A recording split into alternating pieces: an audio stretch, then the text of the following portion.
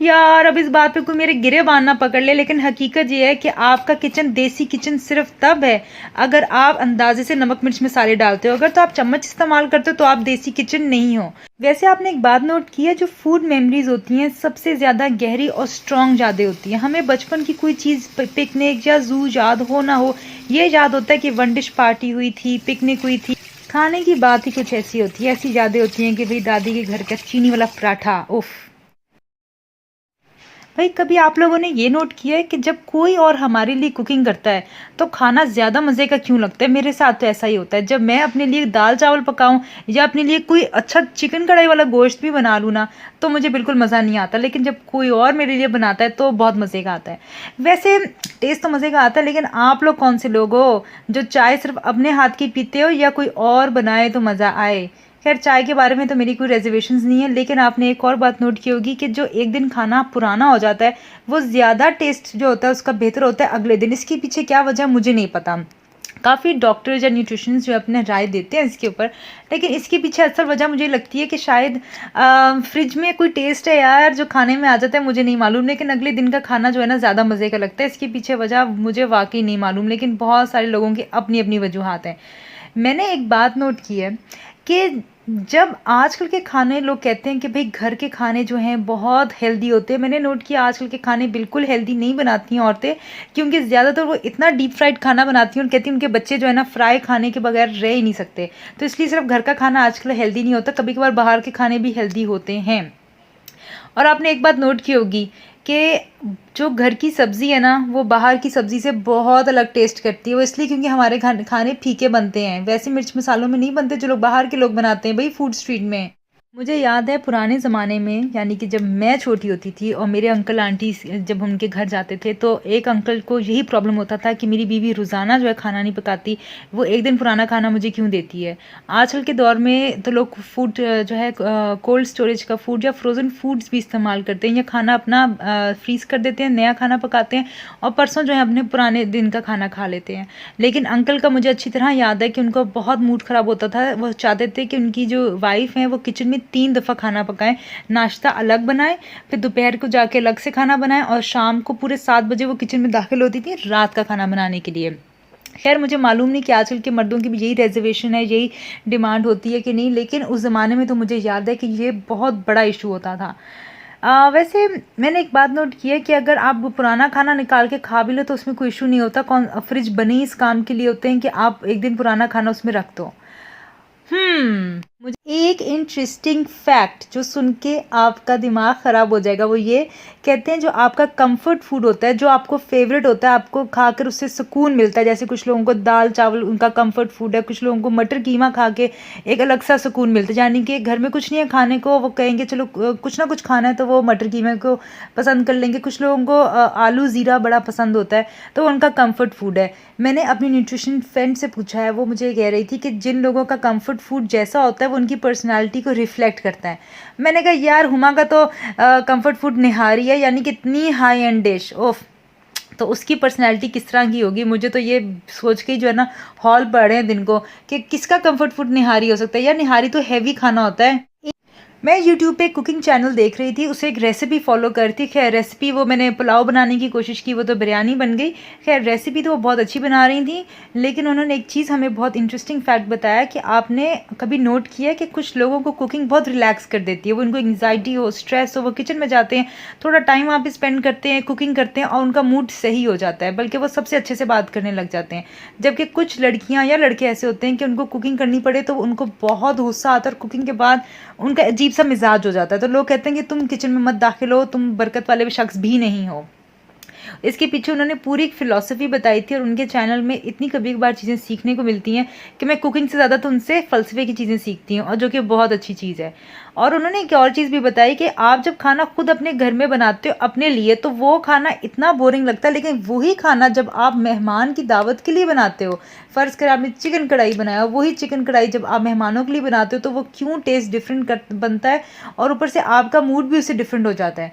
मेरे ख्याल से इसकी सबसे पीछे वजह आपकी इज़्ज़त होती है। आपको पता है खाना आपने ऊपर नीचे बना दिया या नमक मिर्च ऊपर नीचे हो गया तो भाई आपकी इज़्ज़त का भांडा फूट जाना है। वो उन सबको पता चल जाएगा कि आप कितने को अच्छे और बुरे और कच्चे शेफ़ हो। खाना पक जाए लेकिन आप कच्चे शेफ़ रहोगे।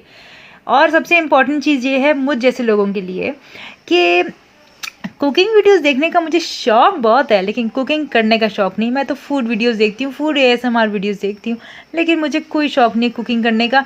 जो था शौक वो इसलिए ख़त्म हो गया है क्योंकि अब मेरे पास जो है पापा मुझे वो चीज़ें ला कर देते नहीं है कुकिंग के लिए। जैसे मैंने कहा मुझे हींग ला कर दे, जायफल जावित्री ला कर दे, उन्होंने कहा बेटा बस आप एक ही मिक्स मसाला पैक पकड़ो, उसी में जायफल जावित्री कुटी पड़ी होती है, उसी में धदरी मिर्च होती है, उसी में हींग और मसाले होते हैं। इसलिए जो अब मैं रेसिपीज़ वाले चैनल जो कम देखती हूँ, खाने पीने की चीज़ें ज़्यादा देखती हूँ। जो लोग फूड शूट खा रहे होते हैं वो मुझे ज़्यादा पसंद आते हैं। पता नहीं खाने की वीडियोस हम सभी को क्यों पसंद होती हैं। एक ज़माना था जब हम लोग पेन पेपर पकड़ के, हमारी नानियाँ, दादियाँ, मेरी आंटी, मेरी फूफियाँ सब पेन पेपर पकड़ के ज़ुबैदा आपा की रेसिपीज़ लिखती थी। आजकल के ज़माने में किसी को रेसिपी नहीं चाहिए, हर कोई अपनी रेसिपी शेयर करना चाहता है। इसके पीछे वजह क्या मुझे नहीं पता, हालांकि मुझे लगता है कि आजकल की जनरेशन को उतना शौक या आप कह लें मेहनत वो नहीं कर सकते जो पहले ज़माने में होता था कि सिलवट्टे पे जो है फिरनी बन रही है, चावल कुटे जा रहे हैं सिलवट्टे पे। अब तो अगर आप ग्राइंडर भी इस्तेमाल कर लेते हो चावल बनाने के लिए, या आपको फिरनी मिक्स पैक मिलता है वो बना लेते हो। इसलिए मुझे लगता है आजकल की जनरेशन के लिए थोड़ी ईज़ हो गई है। पुराने ज़माने में जब एक एक मसाले को आप खुद बनाते थे अब तो बिरयानी पैक भी मिलता है यार, सब कुछ मिलता है। लेकिन मुझे लगता है कि अब जो है ना रेसिपीज़ वाला ज़माना चला गया, जब आप पेन पेपर पकड़ के ज़ुबैदा आपा की या किसी और ऐसे शेफ़ की रेसिपीज़ लिखते थे। इसके पीछे वजह क्या मुझे नहीं पता। आजकल लोग ज़्यादा शेफ़ बन चुके हैं, हालांकि मेहनत वैसी नहीं है जो पहले ज़माने में नानियाँ दादियाँ करती थीं। ज़ाफ़रान, अब पहले तो ज़ाफ़रान से फूड कलर निकालते थे, अब हम फूड कलर से फूड कलर निकालते हैं बिरयानियों के लिए। वैसे भी देसी किचन में मेरी दादी ने एक बात बताई है, जिस देसी किचन में आप ये देखो कि वहाँ पे चम्मच पड़े हैं चीज़ें मेजर करने के लिए कि इतना नमक जाएगा, इतनी कुटी मिर्च जाएगी, वो असल देसी किचन नहीं है। मैं अपनी दादी से एक ही चीज़ पूछती थी, लेकिन आप तो हमेशा रेसिपी देख के एक एक चम्मच लिख रही होती हैं कि आधा चम्मच चीनी, आधा चम्मच बेकिंग सोडा, फलानी चीज़ टमकानी चीज़। तो आप क्यों, मैं हमेशा सोचती थी कि मैं दादी से क्या इसका जवाब लूँगी, क्या दादी कहेंगी। मैं पूछने लगती थी, रुक जाती थी, कहीं दादी ये ना समझें कि मैं बदतमीज़ी कर रही हूँ कि आपके किचन में चम्मच क्यों है। खैर, चम्मच से और खाने से हमेशा एक बात याद रहती है हमें कि जो यादें होती हैं खाने की वो हमेशा इंसानों को कनेक्ट करके रखती हैं। मुझे मालूम नहीं क्यों हमें बचपन की पिकनिक्स याद हों, झूलों पर चढ़े हम लोग, खेले कूदे, हम सभी के साथ ये होता है। वाटर पार्क गए, सोज़ो वर्ल्ड गए, कहाँ कहाँ नहीं गए, सब यादें याद होती हैं, झूले से गिर गए। लेकिन जो खाने की मेमोरीज होती है ना कि हम फलानी वन डिश पे गए थे पिकनिक पे, ये सब डिशेस लाए हुए थे, हमने अचारी गोश्त खाया, अंडे कोफ्ते खाए, ये सारी की सारी चीज़ें इंसान को हमेशा कनेक्ट करके रखती हैं। जैसे जब आप किसी दोस्त से बात करें तो वो आपको हमेशा कहेगा यार मेरी दादी के घर में जो साग बनता था ना वैसा साग कहीं नहीं बना था, या मेरी नानी के घर में जो चीनी वाला पराठा बनता है वो कहीं मैंने कभी नहीं खाया, या कुछ लोग कुछ कहेंगे। हमेशा उनके पास कुछ ना कुछ इंटरेस्टिंग होता है कहने को। वैसे एक बात है मुझे समझ नहीं आती कि डिनर के टाइम जब रात का खाना होता है तो हर कोई शेफ़ क्यों बन जाता है, हर कोई इतना नेक बन जाता है और हर कोई कहता है कि यार खाने में नमक तेज़ हो गया, मिर्च तेज़ हो गई, नमक सेहत के लिए अच्छा नहीं है, फलानी चीज़ जो है ये नहीं होनी चाहिए। डिनर के टाइम जो है ना हर कोई नेक बन जाता है। नाश्ते में सबने रज रज के पराठे पता नहीं क्या क्या चीज़ें खानी होती हैं, लेकिन जब बात आती है शाम के खाने की तो हर कोई कहता है नहीं हमने तो ये खाना है, नहीं ये चीज़ ऐसी नहीं होनी चाहिए, तला हुआ पराठा क्यों है, नान के नीचे घी क्यों लगा हुआ है, ये क्योंकि ऑयल क्यों लगा है, भी देसी घी लगा, इस तरह की चीज़ें होती हैं। समझ नहीं आती हर कोई इधर डॉक्टर क्यों बन जाता है। और वैसे भी एक चीज़ मैंने नोट की है, लोग यूट्यूब कुक्स की बातें ज़्यादा ट्रस्ट करते हैं ना कि डॉक्टर्स की बातें। जैसे एक यूट्यूबर ने कहा, एक कुक है यूट्यूबर, उन्होंने एक बात की कि आपको ऐसे ऐसे लाइफ को करना चाहिए।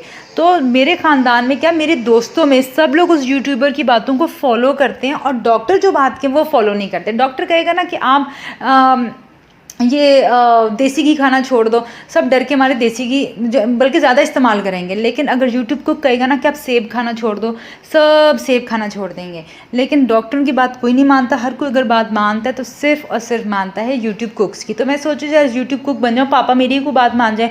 पॉकेट मनी देते नहीं है मुझे पापा और हमेशा कम से कम करते रहते हैं। मुझे लगता है शायद ये मेरे साथ ना रिबाउंड इफेक्ट करने लगे, यानी कि कोई चीज़ ख़त्म करने से पहले थोड़ी थोड़ी कम करते रहते हैं। पहले पापा मुझे कभी कभार एक दिन में 100 रुपया दे दिया करते थे, हफ्ते में 100 रुपया दे दिया करते थे। अब पापा कभी 50, कभी 20, कभी 10, कभी कहते बेटा टूटे हुए पैसे पड़े तो वो इकट्ठे कर लो, कतरा कतरा पानी दरिया बनता है। खैर पता नहीं मेरे पापा ऐसे हैं, सबके पापा ऐसे हैं। मुझे एक बात पता है, सबके पापा ऐसे हरगिज़ नहीं है, क्योंकि हुमा को अच्छी खासी जो है ना उसकी मिलती है पॉकेट मनी। अब वो पॉकेट मनी से क्या समोसे पकौड़े खाती फिर भी उसकी स्किन ठीक रहती है। एनीवेज़, मुझे तो एक चीज़ ये भी याद है कि जो बचपन में खाने की खुशबू किचन में फैलती है ना, आप फैलती थी, जैसे कि नमक, मिर्च, प्याज़ का तड़का लगा या किसी सालन का तड़का लगा, तो आपको हमेशा वो याद रहती है बात ना कि दोपहर के टाइम आप स्कूल से आते थे, तो ये आती थी। पता नहीं खाना हम शायद देसियों को सिर्फ़ कनेक्ट करता है या बाहर के मुल्क के लोगों का भी कोई कनेक्शन है खाने के साथ। लेकिन हम देसी लोगों का तो बहुत ज़्यादा कनेक्शन है, ख़ास तौर पे लाहौरी लोगों का। पाकिस्तानी लोगों का तो है ही है, लेकिन लाहौरी लोगों को बहुत शौक़ है खानों का। और इस वजह से हमें ज़िंदा दिलानी लाहौर कहते हैं, क्योंकि हम खाने के बगैर नहीं रहते। सुबह भी खाना अगर किसी ने खाया हो तो उसको कहते हैं दोपहर में भी खाना खाओ, आप इधर भी खाना खाओ, उधर भी खाना खाओ। एक दिन में 50 दफ़ा हम मेहमान को खाना खिलाते हैं, और वो खाना ना खाए मेहमान तो हम समझते उसने बदतमीज़ी की है, या उसका मूड ख़राब है, या उसने हमसे अच्छे से बात नहीं की। ये हमारा ये असूल होता है देसी लोगों के घरों का।